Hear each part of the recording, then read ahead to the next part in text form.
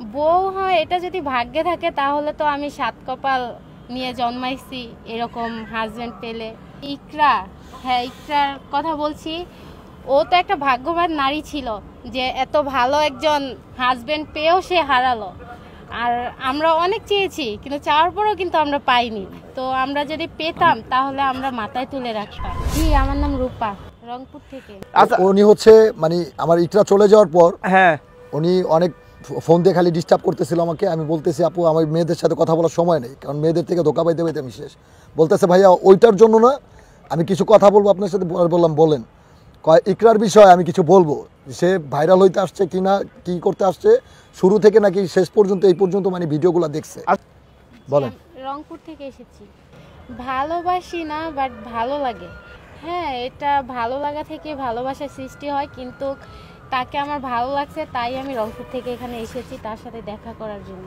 হ্যাঁ, তার সম্পর্কে আমি সব কিছুই জানি আর জেনে শুনেই আমি এসেছি।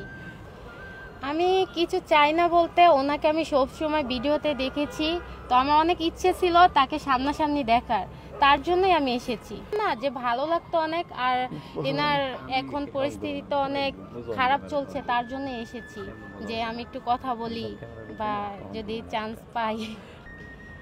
বউ হয় এটা যদি ভাগ্যে থাকে তাহলে তো আমি সাত কপাল নিয়ে জন্মাইছি এরকম হাজবেন্ড পেলে। তাই আর ইকরা, হ্যাঁ ইকরার কথা বলছি।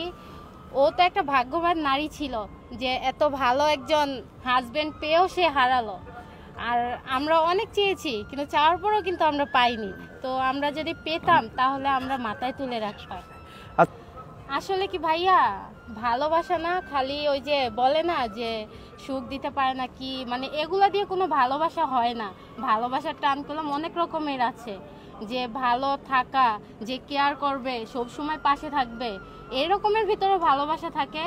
তো সে বুঝতে পারেনি, এই জন্য ভাইয়াকে রেখে চলে গেছে। কিন্তু আমি একটা কথাই বলতে চাই যে ভাইয়ার জন্য অনেক মেয়ে লাইন ধরে আছে। উনি যদি একটা বার হ্যাঁ বলে, ওনার জন্য কোটি কোটি মেয়ে এসে কিন্তু দাঁড়া হবে, কিন্তু সে এটা করবে না, কারণ তিনি অনেক ভালো একজন মানুষ। এটা যদি হয় তাহলে তো আমি অনেক লাকি। জি, আমার বাবা মা জানে।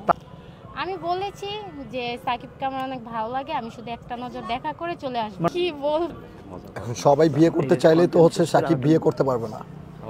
সাকিবের তো একটা পার্সোনালিটি আছে। জি জি, সাকিব কত ধোকা খাবে এরকম মেয়েদের কাছ থেকে। প্রথম তো সবাইকে ভালো লাগে, 2 দিন না যেতেই বলবে যে এই ছেলেটা খারাপ। কারণ কি জানেন, ভাইরাল হয়ে গেছে তার। ভাই পাগল বলতে আমি অ্যাক্টর, আমার অ্যাক্টিং দেখে এই ছোট্টবেলা থেকে আমি মিডিয়াতে কাজ করতেছি।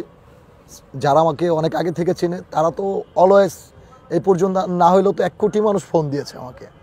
1 কোটি মানুষের মধ্যে তো আপনার 100 মানুষ হইলেও তো পাগল আছে। অবশ্যই তাকে ফিরিয়ে দিব, কারণ বিয়ে তো ভাই মুখের কথা না। আমি ইকরাকে ভালোবাসা বিয়ে করছি, রংপুরের থেকে পার্টনার দরকার নেই ভাই।